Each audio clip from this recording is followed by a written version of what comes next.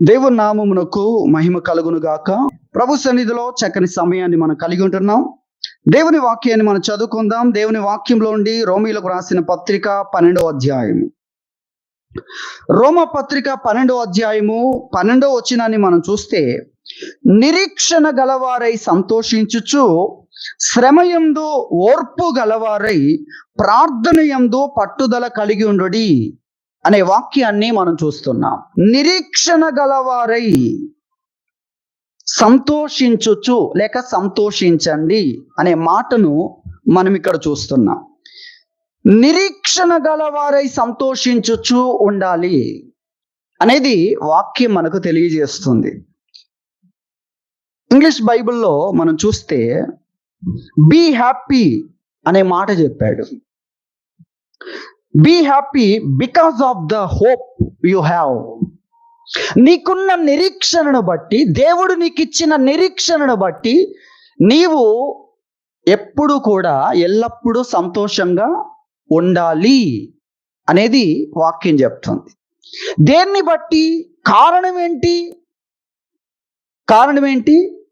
నీకు దేవుడిచ్చిన నిరీక్షణ, అది కారణం.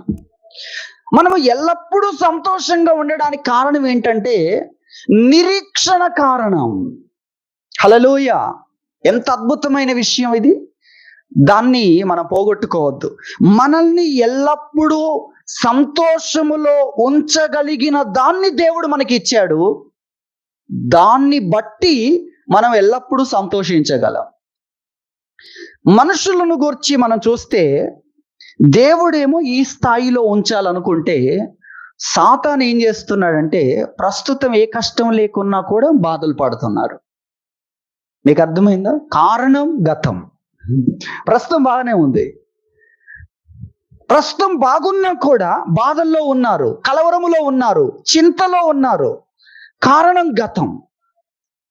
మరికొంతమందికి ప్రస్తుతం బాగానే ఉంది, కావలసినవన్నీ ఉన్నాయి, కావలసిన నెమ్మది ఉంది, కానీ కలవరంతో ఉన్నారు, ఆందోళనతో ఉన్నారు. కారణం భవిష్యత్తు. చూసారా? కొంతమందికి గతము కారణం, మరికొంతమందికి భవిష్యత్తు. ప్రస్తుతం బాగున్నా కూడా బాగుండనివ్వట్లేదు. కొన్ని ఆలోచనలు అవి గతానికి సంబంధించినవి, కొన్ని అయితే భవిష్యత్తుకు సంబంధించిన, దాన్ని ఏమంటాం? భవిష్యత్తును గూర్చిన ఆందోళన అనే మాటలు. ప్రస్తుతం బాగానే ఉంది, కానీ భవిష్యత్తును గురించి ఆలోచిస్తూ కలవరపడుతూ ఉన్నారు. ఇక వర్తమానము బాగా లేకున్నా కూడా ఆనందించగలిగిన జీవితాన్ని దేవుడు అనుగ్రహిస్తున్నాడు. కారణం నిరీక్షణ. అంత గొప్ప దాన్ని మనము ఏం చేస్తున్నాం? ఉపయోగించట్లేదు. మనకేమిచ్చాడు దేవుడు? నిరీక్షణ. ప్రస్తుతం ఉన్న వ్యతిరేకమైన విషయాలను లెక్క చెయ్యలేని దాన్ని ఇచ్చాడు. అలాగే ప్రస్తుతం ఉన్న కష్టాలైనా, శ్రమలైనా, మనము అనుకొనని విషయాలైనా కూడా వాటిని దేవుడు ఎలా ఉపయోగించుకోబోతున్నాడో, వాటి ద్వారా ఎలాంటి జీవితాన్ని దేవుడు మనకి ఇవ్వబోతున్నాడో అది నిరీక్షణ. నిరీక్షణ అంటే అర్థమైందో? దాన్ని ఉపయోగించాలి కదా మనం. ఆ నిరీక్షణ ఏం చేస్తుందంటే ప్రస్తుతం కష్టాలున్నా కూడా నిన్ను సంతోషంగా ఉంచుతుంది. రోజుల్లో చాలా మంది ఈ నిరీక్షణను భౌతికంగా ఉపయోగించుకుంటున్నారు. ఎలక్షన్ క్యాంపెయిన్ చూడండి మీరు, అర్థమవుతుందా? ఎలక్షన్లో పాలు పొందుతున్న వాళ్ళలో ఎందుకంత డబ్బు ఖర్చు పెడుతున్నారు, ఎందుకంత తిరుగుతున్నారు, ఎందుకంతగా వాళ్ళలో ఉజ్జీవం, అంటే ప్రతి వ్యక్తిని కలవాలి, బిజీగా ఉండాలి, ఇదంతా ఎందుకు? ఒకటి జరుగుతుంది, రాబోయే అధికారం లేక అధికారం వస్తుంది అన్న ఒక దాన్ని గురించి ఆలోచించి నిర్విరామమైన కృషి చేయడానికి లోపల ఒక ఉజ్జీవం వారిలో కలిగింది. అలాగే చదువును గురించి చూడండి. ఇల్లు ఉంది, ఇంట్లో ప్రేమించే తల్లిదండ్రులు ఉన్నారు, అన్ని చేసి పెట్టే వాళ్ళు ఉన్నారు, వారికంటూ ఉపయోగించుకునే వస్తువులు ఉన్నాయి, సౌకర్యాలు ఉన్నాయి, ఒక ప్రత్యేకమైన గది ఉంది, ఆ గదిలో సౌకర్యాలతో నిండిన ఆ స్థితి ఉంది. ఇన్ని ఉన్నా వారు సంతోషంగా వీటన్నిటిని ప్రక్కన పెట్టి వెళ్తున్నారు. దేనికి? చదువు కొరకు. అక్కడ ఏముంటుంది? సౌకర్యాలు ఉండవు. ఇక్కడ ఉన్నవి అక్కడ ఉండవు, అయినా వెళ్తున్నారు. దేనికి? నిరీక్షణ. ఈ చదువుకుంటే మాకేం కలుగుతుందో తెలుసా? అక్కడ అన్ని దొరుకుతాయి భౌతికంగా. అక్కడ ఉద్యోగం దొరుకుతుంది. ఆ ఉద్యోగాన్ని బట్టి ఏం దొరుకుతుంది? రెస్పెక్ట్ దొరుకుతుంది, సమాజంలో ఒక గుర్తింపు దొరుకుతుంది. అలాగే ఉద్యోగం ఉంటేనే వివాహం అనే మాట కూడా అందరికీ తెలిసిన విషయం. నేను ఇది ఎందుకు గుర్తు చేస్తున్నానో మీరు ఆలోచించాలి. కాబట్టి దాంట్లో చదువుకోవడం ద్వారా ఉద్యోగం దొరుకుతుందని, ఉద్యోగం ద్వారా పేరు దొరుకుతుందని, ఇల్లు దొరుకుతుందని, ఫెసిలిటీస్ దొరుకుతాయని, తర్వాత కుటుంబము దొరుకుతుందని ఏర్పాటు చేసుకోవచ్చని, ఆ విధంగా ఆలోచించి వారు సంతోషముతో వారికి ఉన్న సౌకర్యాలను ప్రక్కన పెట్టి కష్టములో కూడా ఆనందించడానికి బయలుదేరుతున్నారు. సుఖాలను విడవడానికి బయలుదేరుతున్నారు. వారికి ఉన్న సాధారణంగా చూస్తే వారి సెల్ ఫోన్ కొద్ది సమయం ఇతరులకు ఇవ్వడం కాదు, పక్కన పెట్టడానికి కూడా టైం ఇవ్వని వ్యక్తులు సాధారణంగా మనం ఆలోచిస్తుంటే. కానీ ఇప్పుడు ఏం చేస్తున్నారు? అన్నిటిని ప్రక్కన పెట్టి ఏంటిది? నిరీక్షణ. నేను భౌతిక విషయాల గురించి చెప్తుంటే మీకు అర్థమవుతుంది కదా, ఈ నిరీక్షణను వాళ్ళు ఉపయోగించుకుంటున్నారు. మరి మనకు ఇచ్చిన నిరీక్షణ ఎటువంటిదో తెలుసా? శుభప్రదమైనది, మహిమాన్వితమైనది మన నిరీక్షణ. మహిమ అనగానే అక్షయత. మహిమ అనగానే ఏంటది? అక్షయత. ఈ లోకంలో సూర్యుడి వెలుగు లాంటిది కాదు, అది అక్షయతకు సంబంధించింది, అది నిరంతరం ఉండేది. అది దేవుని వాక్యం మనకు తెలియజేస్తున్న విషయం. కాబట్టి దేవుడు మనకి ఏమి ఇచ్చాడో తెలుసా? నిరీక్షణ ఇచ్చాడు. నిరీక్షణ. ఈ నిరీక్షణ ప్రతి సమయంలో కూడా అనుభవిస్తున్న కష్టాలను, శ్రమలను కూడా లెక్క చేయకుండా వాటి ద్వారా ఏం పొందబోతున్నామో ఆ దృశ్యాన్ని మన ముందు చిత్రీకరిస్తుంది. దీనికోసం అది మన నిరీక్షణ. అగ్ని వంటి మహాశ్రమలు అయినా కూడా ఏమంటున్నాడంటే మీరు లెక్క చేయకండి అంటున్నాడు. ఏమన్నాడు? పేతురు రాసిన మొదటి పత్రిక 4వ అధ్యాయం 12వ వచనంలో మీకు కలుగుచున్న అగ్ని వంటి మహాశ్రమల గురించి మీకేదో వింత సంభవించినట్లుగా మీరు చూడకండి, ఆశ్చర్యంతో చూడకండి, లేక ఇదేంటి అన్నట్లుగా చూడకండి. అవన్నీ కూడా 13లో నీ సంతోషం కొరకే అన్నాడు. అవన్నీ నీ సంతోషం కొరకే. అది నీ సంతోషం కొరకే అయినప్పుడు నువ్వేం చేయాలి? ఏం చేయాలి? చాలా సింపుల్ వాక్యం 13లో చెప్పాడు. నువ్వు సంతోషించాలి అని చెప్పాడు. క్రీస్తు మహిమ బయలుపరచబడినప్పుడు నువ్వు సంతోషించు నిమిత్తము ఇక్కడ నువ్వు సంతోషించాలి. ఎలా సంతోషించాలి? క్రీస్తు శ్రమల్లో పాలివారై ఉన్నంతగా అని ఒక స్కేల్ చెప్పాడు. అంతగా నువ్వు సంతోషించాలి అని చెప్పాడు. కాబట్టి ఈ ప్రస్తుతం ఉన్న ప్రతికూలతలలో కూడా నిరంతరం సంతోషంగా ఉంచగలిగిన దాన్ని దేవుడు మనకి ఇచ్చాడు. దాని పేరే నిరీక్షణ. కాబట్టి అదే విషయాన్ని ఇక్కడ చెప్తున్నాడు. Be happy because of the hope you have. నీకు దేవుడిచ్చిన నిరీక్షణ అన్ని సమయాల్లో నిన్ను సంతోషంగా ఉంచుతుంది.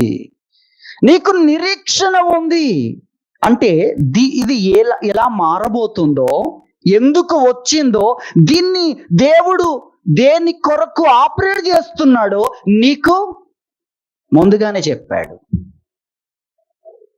నీకు నిరీక్షణ ఉంది, శుభప్రదమైన నిరీక్షణ ఉంది. ఇది నా మేలు కొరకు దేవుడు ఏం చేస్తున్నాడు? డిజైన్ చేస్తున్నాడు.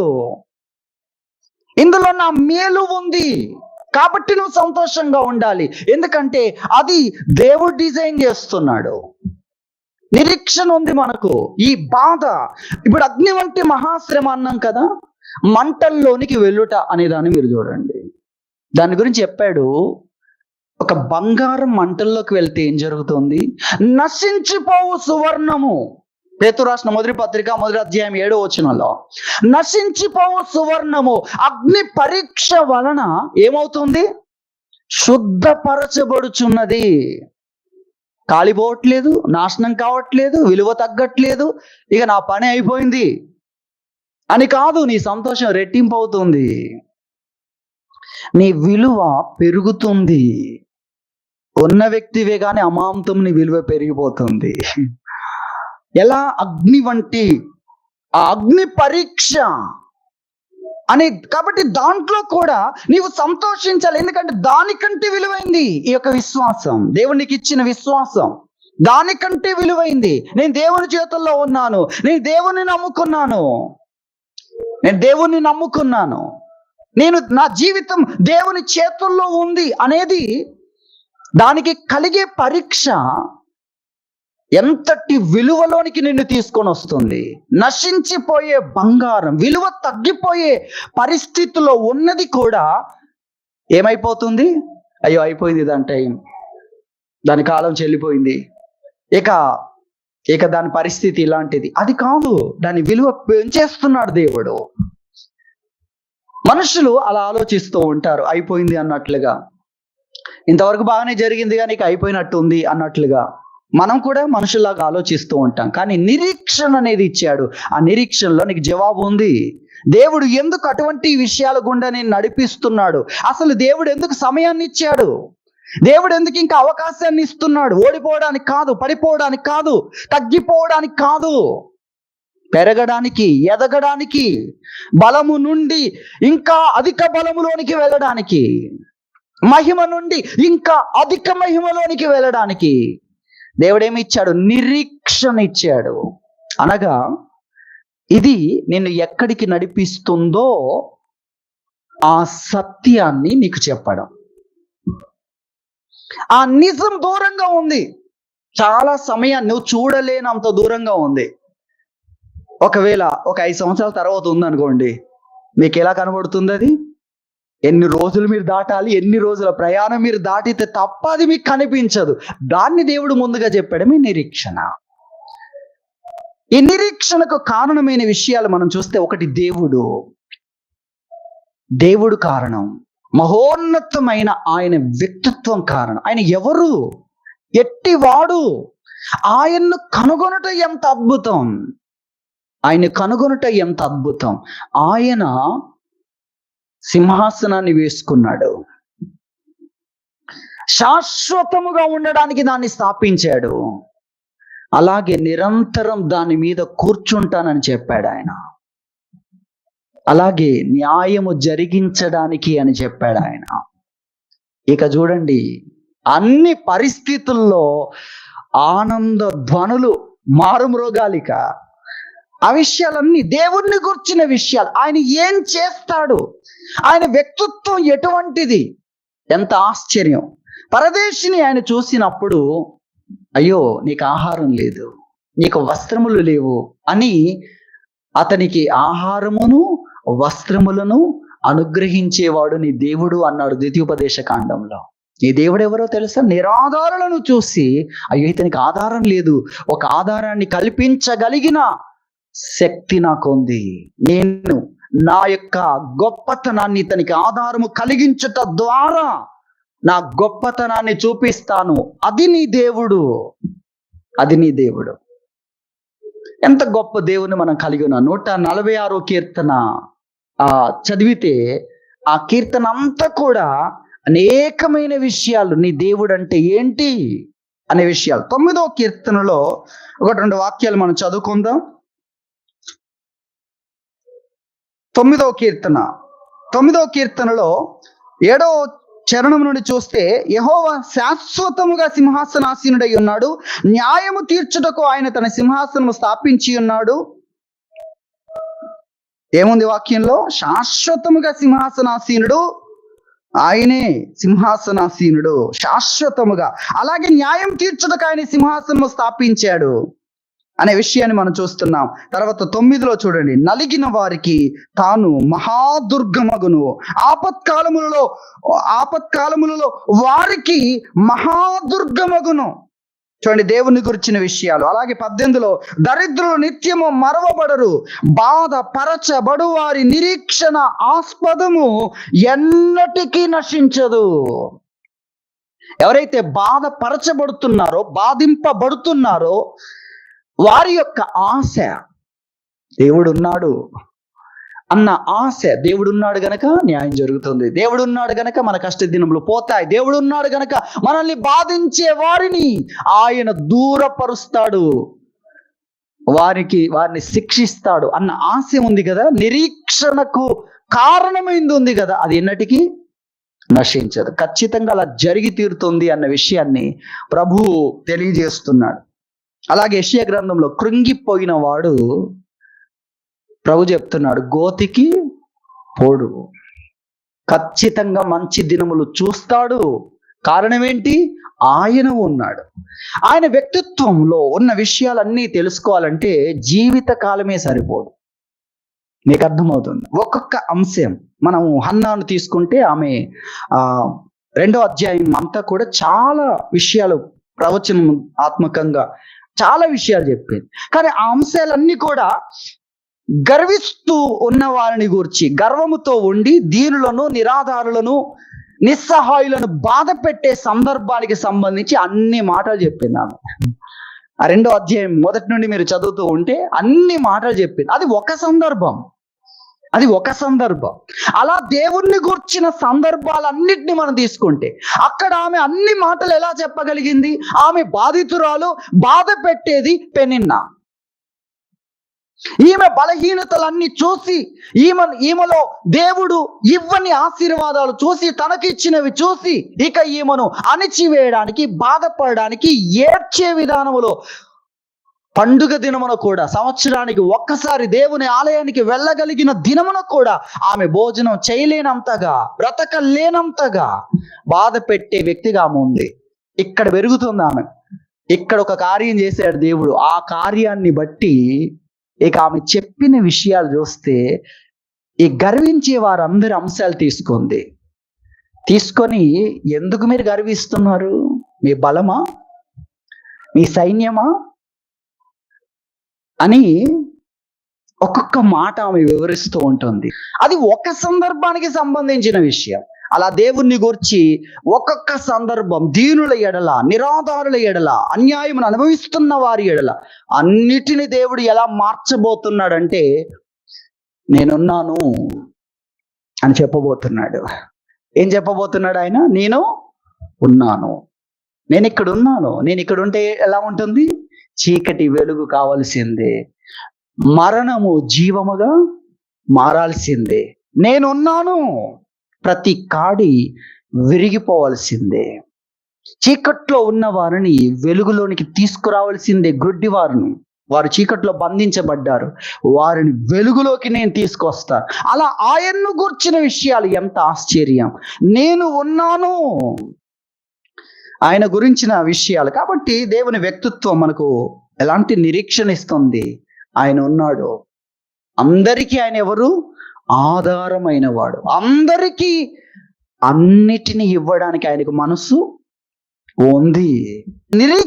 మన నిరీక్షణ ఆయన, దేవుడు, ఆయన యొక్క మహోన్నతమైన వ్యక్తిత్వం, యేసు క్రీస్తు ప్రభువును బట్టి మన నిరీక్షణ అనేది మనం గ్రహించాలి. అలాగే దేవుని యొక్క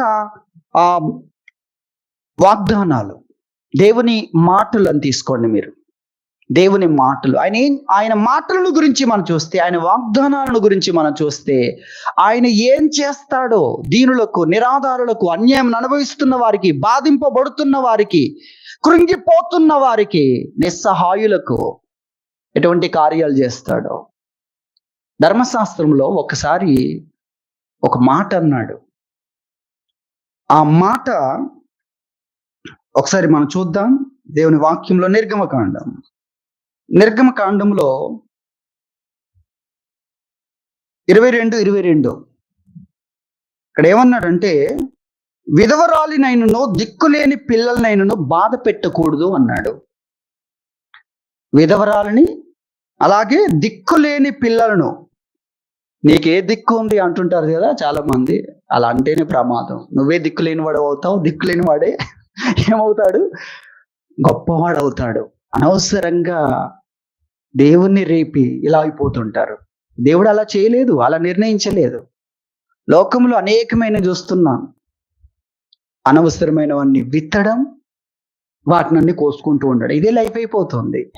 దేవుడు ఆ జీవితాన్ని పెట్టలేదు. కాబట్టి ఇక్కడ చెప్పాడు, విధవరాలైనను దిక్కులేని పిల్లలైన బాధ పెట్టకూడదు. తర్వాత వారు నీ చేత ఏ విధముగానైనను బాధ నొంది నాకు మొరపెట్టిన ఎడల నేను నిశ్చయముగా వారి మొరను వింటాను. ఈయనేం చేస్తాడనేది చదవడమే కష్టం. అర్థమవుతుందా? ఈయనేం చేస్తాడంటే రివర్స్ చేస్తాడు. ఇక అది ఇక్కడ ఉంది. నీ భార్య పిల్లల పరిస్థితి అలా ఉంటుందని చెప్పాడు. కాబట్టి దేవుడిని గురించిన విషయాలు చూస్తే ఎంత ఆశ్చర్యం అనేది మనం గ్రహించాలి దేవుణ్ణి బట్టి. అలాగే ఆయన వాగ్దానములో ఎన్నో వాగ్దానాలు, లెక్కలేని ఎన్నో వాగ్దానాలు, అమూల్యమైన వాగ్దానాలన్నీ కూడా దేవుడు చేశాడు.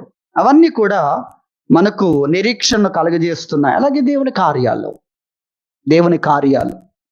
కార్యాలన్నీ మనలో అచంచలమైన విశ్వాసాన్ని కలుగజేస్తాయి. విశ్వాసం అనేది దేవుని నమ్మకత్వాన్ని బట్టి కలుగుతుంది. దేవుడు చేసిన దాన్ని బట్టి మనలో విశ్వాసం కలుగుతుంది. దేవుడు ఏం చేశాడో అది మనకేమిస్తుంది? నమ్మకాన్ని ఇస్తుంది, విశ్వాసాన్ని ఇస్తుంది. ఇక దేవుడు చేసిన కార్యాలన్నీ మీరు ఆలోచిస్తుంటే మీకేం కలుగుతుంది? విశ్వాసం కలుగుతుంది. ఆ యొక్క విశ్వాసం భవిష్యత్తును గురించి ఏం కలుగజేస్తుంది? నిరీక్షణ కలుగజేస్తుంది. అది మనం గ్రహించాలి. కాబట్టి ఈ నిరీక్షణను మనం ఉపయోగించుకోవాలి. నిరీక్షణ ఎంత అద్భుతమైంది! భవిష్యత్తులో ప్రస్తుతం కనబడుతున్న దాన్ని కూడా నీ వెలుగు కోసం, నీ సంతోషం కొరకు, నీ ఘనత కొరకు దేవుడు దాన్ని డిజైన్ చేస్తున్నాడు అనేది ఎంత ఆశ్చర్యకరమైన విషయం. కాబట్టి వాక్యం చెప్తుంది, నిరీక్షణ గలవారై మీరేం చేయాలి? సంతోషించండి. 16వ కీర్తనలోనికి రండి. కీర్తనల గ్రంథము 16వ కీర్తన. 16వ కీర్తనలో 8వ వచనంలో ఒక మాట చెప్పి 9లో అందువలన నా హృదయము సంతోషించుచున్నది, నా ఆత్మ హర్షించుచున్నది, నా శరీరము కూడా సురక్షితముగా నివసించుచున్నది. కారణం నిరీక్షణ. కారణం ఏంటి? నిరీక్షణ. అదేంటి అంటే, ఎందుకనగా నీవు నా ఆత్మను పాతాళములో విడిచిపెట్టవు, నీ పరిశుద్ధిని కుళ్ళు పట్టనీయవు, జీవ మార్గమును నీవు నాకు తెలియజేసేదవు, నీ సన్నిధిన సంపూర్ణ సంతోషము కలదు, నీ కుడి చేతిలో నిత్య సుఖములు కలవు. కాబట్టి నేనేం చేస్తున్నాను? నేను సంతోషిస్తున్నాను అనే విషయాన్ని చెప్తున్నాడు. అందువలన నా హృదయం సంతోషించుచున్నది. నీవు నాకున్నావు, నీవు నా కుడి పార్శ్వమందు ఉన్నావు, నీ కుడి చేతిలో నిత్య సుఖములు ఉన్నాయి, నీవు నన్ను కుళ్ళిపోనీయవు, నీవు జీవ మార్గాన్ని తెలియజేస్తావు, నిరంతరము జీవించగలిగిన, నిరంతరం సుఖముగా ఉండగలిగిన స్థితి నువ్వు నాకు కలగజేస్తావు. ఈ బలహీనత వైపు ప్రయాణం చేస్తున్నా, నా ప్రయాణం అటువైపు కాదు, నీ ద్వారా నా ప్రయాణం నిత్య సుఖముల వైపు. కారణం ఏంటంటే నీవు నాకున్నావు. ఎవరు తనకున్నాడని జ్ఞాపకం చేసుకుంటున్నాడు? ఎవరు తన కుడి పార్శ్వమందు ఉన్నాడో ఆయన కుడి చేతిలో నిత్య సుఖములు ఉన్నాయి. నేను కలిగి ఉన్న సౌకర్యాలు ఆగిపోవచ్చు, నేను కలిగి ఉన్న ఈ యొక్క బలము తగ్గిపోవచ్చు, కానీ నేను ఎవరిని కలిగి ఉన్నానో ఆయన్ను బట్టి నేను సంతోషిస్తున్నాను. బలహీనతలో, మరణాన్ని ఎదుర్కొనే పరిస్థితుల్లో కూడా నేను సంతోషిస్తున్నాను. కారణం ఏంటంటే నా దేవుడు నన్ను అలా ఉండనివ్వడు. నా బలము తగ్గిపోతున్నా నన్ను బలహీనుడుగా ఉంచని వాడు నాకున్నాడు. అలాగే మరణానికి నేను లోనైనా కూడా నన్ను తిరిగి లేపగలిగిన వాడు నాకున్నాడు. ఆయన్ని బట్టి నేను సంతోషిస్తున్నాను. ఎక్కడ? మనుషులందరూ బాధపడుతున్న పరిస్థితుల్లో, మరణానికి గురయ్యే పరిస్థితి, బలహీనత కలిగే పరిస్థితి, వారి జీవితంలో ఏవేవైతే నష్టాలు జరుగుతున్నాయి వాటన్నిట్లో కూడా నాకు నిరీక్షణ ఉంది గనక వాటన్నిట్లో ఇతరులు బాధపడుతుంటే నేనేం చేస్తున్నాను? సంతోషిస్తున్నాను. నిరీక్షణ వలన సంతోషపడు. అందుకే వాక్యం చెప్తుంది, ప్రభువునందు ఎల్లప్పుడూ ఆనందించమంటుంది. ఆనందించండి. మరలా చెప్పుదును, ఆనందించండి. ప్రభువునందు ఎల్లప్పుడూ మనకు ఆనందమే, ప్రభువును బట్టి అనే విషయాన్ని మనం గుర్తించాలి. కాబట్టి మన సంతోషం అనేది దేన్ని బట్టి కలుగుతుంది? పరిస్థితుల మీద కాదు, నిరీక్షణ. నా పరిస్థితులు ఎటువంటివైనా వాటి ద్వారా నాకు మేలు కలుగుతుంది, వాటిల్లో నాకు నిరీక్షణ ఉంది అనే విషయాన్ని మనం గ్రహించాలి. కాబట్టి భక్తుడు ఇక్కడ జ్ఞాపకం చేసుకుంటున్నాడు, ఆయన కుడి పార్శ్వమందు ఉన్నాడు గనక నేను కదిలించబడను. ఏది నన్ను తగ్గించలేదు, నా అతిశయాన్ని ఏది కూడా దెబ్బ కొట్టలేదు. ఇప్పుడు బలం ఉంది గనక రేపు బలం తగ్గిపోతే, ఇప్పుడు ఈ విధమైన పరిస్థితి ఉంది గనక అతిశయపడుతున్నావు, తర్వాత సైన్యం ఉండదు, తర్వాత బలం ఉండదు, తర్వాత ఇదిగో ఇలా జరుగుతాయి. వాటన్నిట్లో కూడా నేను సంతోషిస్తున్నాను. కారణం ఏంటంటే వాటన్నిట్లో కూడా నాకు నా దేవుడు ఉన్నాడు. ఆయన ఏం చేస్తాడు? ఆయన తన పరిశుద్ధుని కుళ్ళు పట్టనివ్వడు, వదిలివేయడు. తన పరిశుద్ధిని కొరకు నిత్య జీవాన్ని, నిరంతర క్షేమాన్ని, ఆయన కుడి చేతిలో నిత్య సుఖములు ఉన్నాయి. కాబట్టి దావీదు ఎటువంటి నిరీక్షణ కలిగి ఉన్నాడో వాక్యములో మనం చూస్తున్నాం. అలాగే మరొక అద్భుతమైన వాక్య భాగాన్ని మనం చదువుకుందాం దేవుని వాక్యంలో. దేవుని వాక్యంలో హబక్కూకు గ్రంథం 3వ అధ్యాయము 772వ పేజీ. 3వ అధ్యాయంలో మనము 15 నుండి చూస్తే, 15 నుండి, అంజూరపు చెట్లు పూయకుండినను, ద్రాక్ష చెట్లు ఫలింపకపోయినను, ఒలీవ చెట్లు కాపులేకయుండినను, చేనిలోని పైరు పంటకు రాకపోయినను, గొర్రెలు దొడ్డిలో లేకపోయినను, శాలలో పశువులు లేకపోయినను, నేను యెహోవా యందు ఆనందించెదను, నా రక్షణకర్త అయిన నా దేవుని యందు నేను సంతోషించెదను. ప్రభువగు యెహోవాయే నాకు బలము, ఆయన నా కాళ్ళను లేడి కాళ్ళ వలె చేయును, ఉన్నత స్థలముల మీద ఆయన నన్ను నడవజేయును అనే మాటలు చెప్పాడు. ఇక్కడ అంజూరపు చెట్లు పోయకుండినను, అలాగే ద్రాక్ష చెట్లు ఫలింపకపోయినను, అలాగే ఒలీవ చెట్లు కాపులేకయుండినను. ఒక్కొక్క దాన్ని వివరించాలంటే, ఒక్కొక్కటి దేన్ని సూచిస్తుంది అనేది చెప్పుకోవాలంటే, అంజూరపు చెట్టు ఒక కుటుంబ యజమాని గూర్చి తెలియజేస్తుంది, ఒక వ్యక్తి జీవితం. మిగిలినవన్నీ అతని కుటుంబానికి సంబంధించిన విషయం. ద్రాక్ష చెట్టు భార్యతో పోల్చబడి, ఒలీవ మొక్కలు పిల్లలతో పోల్చబడి, అలా కుటుంబ జీవితానికి దీన్ని వర్తింపజేస్తే అతడు భౌతికంగా తన విషయాలన్నిటి గురించి చెప్పాడు. దీంట్లో నుండి లోతుగా మనం ఆలోచించగలిగితే ఒక వ్యక్తి జీవితం ఫలభరితంగా లేదు అనగా తాను కోరుకుంటున్నట్లుగా ఏ పరిస్థితి కూడా లేదు, అన్నిట్లో అపజయం అనుకోండి, అన్ని కూడా ఎక్కడ కూడా ఆశాజనకంగా లేవనుకోండి, అన్నిట్లో కూడా ఏమీ లేని వ్యక్తిగా తయారవుతున్నాడు అనుకోండి, అటువంటి పరిస్థితిని ఇది సూచిస్తుందని చెప్పుకోవచ్చు. ఈ విధంగా ప్రతిదీ కూడా, ఈ గొర్రెలను గురించి, ఈ పంట రావడాన్ని గురించి, ఇవన్నీ పంట ఎందుకు తన ఇంటికి చేర్చుకుంటున్నాడు దాన్ని మీరు ఆలోచించాలి. గొర్రెలను ఎందుకు వృద్ధి చేసుకుంటున్నాడు దాని గురించి మీరు ఆలోచించాలి. అవన్నీ కూడా ఇక్కడ మనం జ్ఞాపకం చేసుకోవచ్చు. కాబట్టి వీటన్నిట్లో కూడా అతడు అవి లేకపోయినా, అంజూరపు చెట్లు పోయకుండా, ద్రాక్ష చెట్లు ఫలింపకపోయినా, ఒలివ చెట్లు కాపులేకయుండినా, చేనిలోని పైరు పంటకు రాకపోయినా, గొర్రెలు లేకపోయినా, పశువులు లేకపోయినా, అన్నిటిని కోల్పోయాడు. కానీ నేను యెహోవా యందు ఆనందించేదను. ఒక్క మాట మాత్రమే చెప్పలేదు, చాలా విషయాలు ఇక్కడ ఉన్నాయి. నేను యెహోవా యందు ఆనందించేదను అనే విషయాన్ని చెప్తున్నాడు, ఆయన నా రక్షణకర్త అనే విషయాన్ని చెప్తున్నాడు, అలాగే ఆయన నా బలం.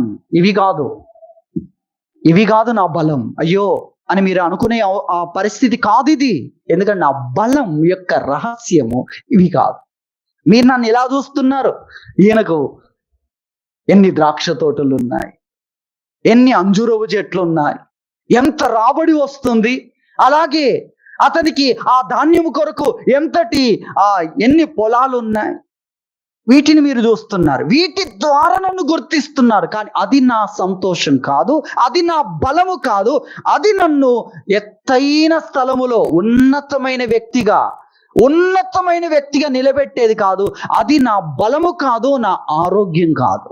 అవి లేకపోతే నేను బలహీనుని, ఆరోగ్యం లేనివాడిని, లేక కృషించిపోయేవాడిని కాదు. ఆయన నా కాళ్ళను లేడి కాళ్ళ వలె గంతులు వేయినట్లుగా. మరి కాళ్ళలో బలం ఏంటి? దేవుడు. హృదయముల ఆనందము దేవుడు. తన యొక్క బలము దేవుడు. చూసారా ఎటువంటి స్థితి ఇది? ఏమి లేకపోయినా ఎలా మాట్లాడుతున్నాడు? నా ఆనందం తగ్గదు, నా బలము తగ్గదు. అలాగే ఏమంటున్నాడు? ప్రభు యెహోవా నాకు బలము, నా కాళ్ళను లేడి కాళ్ళ వలె చేయును, ఉన్నత స్థలముల మీద ఉంటాను. ఇక అంత క్రింద ఉండడము కృంగిపోయి కాదు, ఎటువంటి ఉన్నతమైన స్థలాన్నైనా రీచ్ అవుతాను, నేను చేరుకుంటాను. మీకు అర్థమవుతుందా? ఎటువంటి గొప్పదైనా దాని మీద నేను ఉంటాను. కారణం ఏంటి? దేవుడు నా బలం. కాబట్టి నేను ఆయన యందు ఆనందిస్తాను. ఇవి లేకపోయినా నేను ఆనందిస్తాను. ఎటువంటి నిరీక్షణ ఉంది దేవుణ్ణి బట్టి అనేది మనం ఇక్కడ గుర్తించాలి. కాబట్టి నిరీక్షణ వలన మీరు సంతోషించండి. క్రైస్తవుడి సంతోషం దేన్ని బట్టి? పరిస్థితులన్నీ బాగున్నాయి గనుక కాదు.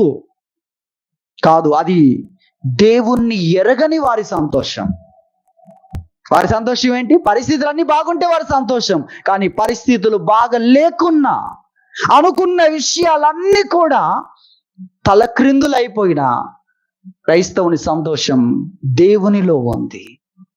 నేను మనిషిని కాబట్టి నా ఆలోచనలు తలక్రిందులు అవుతాయి. కానీ నేను నమ్మే నా దేవుని ఆలోచనలు, ఆయన్ను బట్టి నేను ఆలోచించే జీవితం కానీ, ఆయన్ను బట్టి నాకు ఏర్పడబోయే జీవితం కానీ దాన్ని ఎవ్వరు కదిలించలేరు. ఎందుకంటే ఆయన తలంపులను, ఆయన యొక్క ఆలోచనలను ఎవరు తలక్రిందులు చేయలేరు.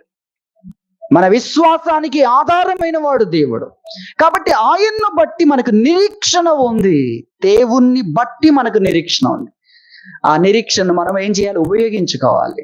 ధనము ద్వారా, పరిస్థితుల ద్వారా, శరీరంలో ఆరోగ్యము ద్వారా. అంత లోక సంబంధమైన జీవితమేనా?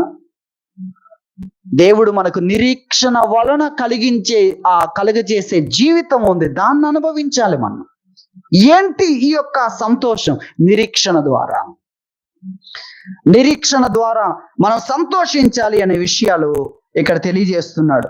నిరీక్షణ ద్వారా సంతోషం అంటే ప్రస్తుతం సంతోషించగలిగిన పరిస్థితులు లేవని మనం గ్రహించాలి. లేదా అలాంటి పరిస్థితులన్నిటిలో కూడా దేవుడు ఏం చూడాలనుకుంటున్నాడు? సంతోషాన్ని చూడాలనుకుంటున్నాడు. కారణం ఏంటి? అది దేవుడు ఇచ్చాడు. ఇక్కడ భక్తుడు చెప్తున్నాడు, నేను ఆనందిస్తాను. అంజూరపు చెట్లు పూయకొండినా, ద్రాక్ష చెట్లు ఫలింపకపోయినా, ఒలీవ చెట్లు కాపు లేకయున్నా నేను ఆనందిస్తాను.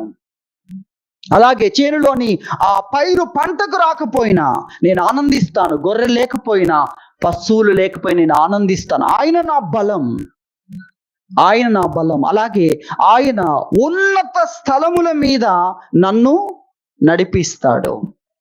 ఏ గొప్ప స్థానమైనా దాన్ని నేను చేరుకుంటాను. కారణం ధనము కాదు, కారణం ఈ భౌతిక పరిస్థితులు కాదు, దేవుడు అన్న విషయాన్ని అక్కడ తెలియజేస్తున్నాడు. కాబట్టి నిరీక్షణ వలన మనం సంతోషించాలి. ప్రస్తుత పరిస్థితులు మనం లెక్క చెయ్యము. ఎందుకంటే ప్రస్తుత పరిస్థితులన్నీ కూడా అవి అనుకూలముగా ఉన్న, ప్రతికూలంగా ఉన్న, అవి తీసివేయబడతాయి. కానీ వీటి ద్వారా దేవుడు మనకు ఒక జీవితాన్ని ఏర్పాటు చేయబోతున్నాడు. అది మన నిరీక్షణ.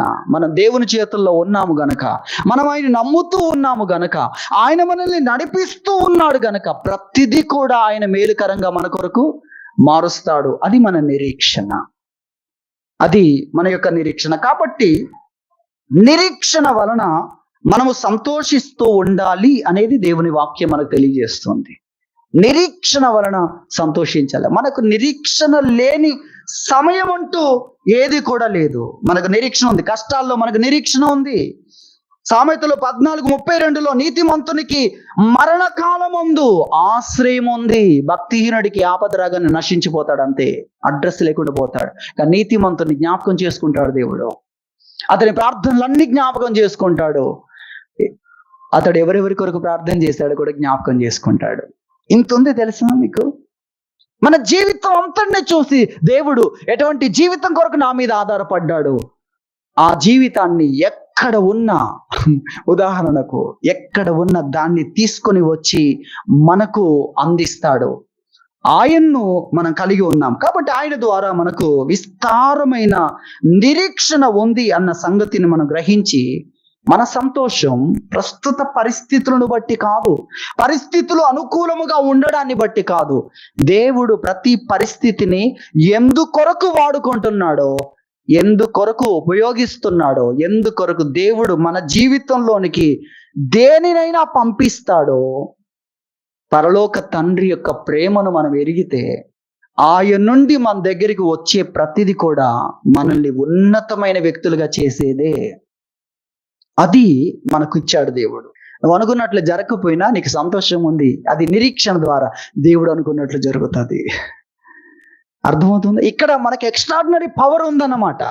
అసాధారణమైంది ఇక్కడ మనకు అందించబడుతుంది. అదేంటంటే దేవుడు అనుకున్నది నేను అనుకున్న దానికంటే గొప్పది. తక్కువదా గొప్పదా? గొప్పది. మన ఎడ్ల దేవుని ఆలోచనలు, మన ఎడ్ల దేవుని తలంపులు గొప్పవి. భూమి కంటే ఆకాశం ఎంత ఉన్నతముగా ఉందో, మీ ఆలోచనల కంటే, మీ తలంపుల కంటే నా తలంపులు అంత ఉన్నతంగా ఉన్నాయని చెప్పాడు దేవుడు. కాబట్టి అక్కడ కూడా మనకు సంతోషం ఉంది. ఎందుకో తెలుసా? నేను అనుకున్నట్లు కాకపోయినా నేను అనుకున్న దానికంటే గొప్పది అక్కడ జరుగుతుంది. కారణం ఏంటంటే దేవుడు అనుకుంటున్నాడు. అది నిరీక్షణ. అది నిరీక్షణ. కాబట్టి ఎక్కడ మనం అనుకున్నట్లుగా జరిగిందో అక్కడ మనం సంతోషించాలని ఎవరు చెప్పాల్సిన అవసరం లేదు. సంతోషించండి, సంతోషిస్తూనే ఉంటాం. కానీ ఎక్కడ నువ్వు అనుకున్నట్లు జరగలేదో అక్కడ నీ సంతోషము రెట్టింపు కావాలి. ఎందుకంటే అక్కడ దేవుడు అనుకున్నట్లుగా జరిగింది. చూసారా ఈ వ్యత్యాసం? చూసారా? నువ్వు ఇంకా అధికంగా సంతోషించాలి. ఇదే దేవుడు వాక్యంలో చెప్పాడు. ఆ దినమందు మీరు గంతులు వేయండి అని చెప్పాడు.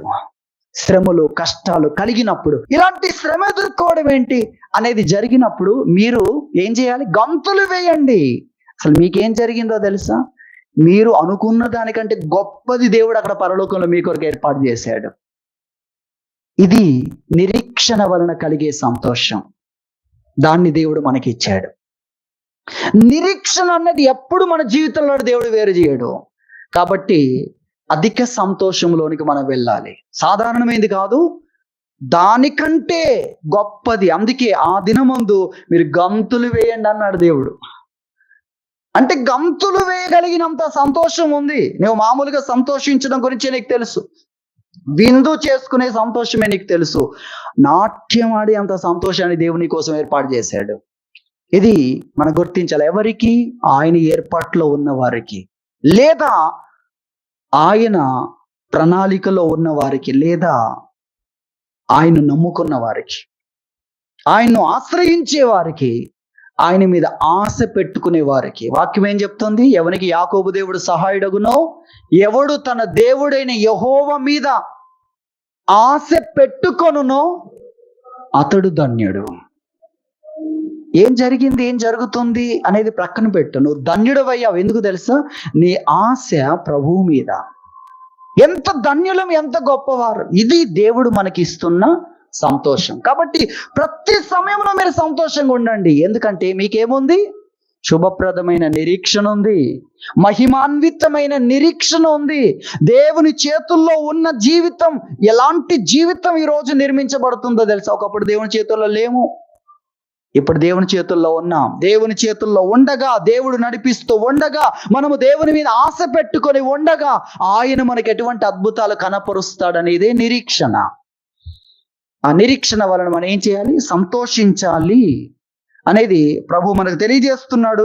కాబట్టి నిరీక్షణ వలన కలిగే సంతోషం, ప్రతి పరిస్థితిని దేవుడు ఎందుకొరకు నడిపిస్తున్నాడో అది మనకు ఎలాంటి సంతోషాన్ని ఇస్తుంది. మనం అనుకున్నట్లుగా ఏది లేకపోయినా దేవుడు అనుకున్నట్లుగా పరిస్థితులు ఉన్నాయి, దేవుని చేతిలోనే ఉన్నాయి, దేవుడు అనుకున్నట్లుగానే ఉన్నాయి. గనుక మన సంతోషం అధికం కావాలి అన్న విషయాన్ని దేవుని వాక్యం మనకు తెలియజేస్తుంది. దేవుడి వాక్యం దీవించును గాక. ప్రార్థన చేసుకుందాం.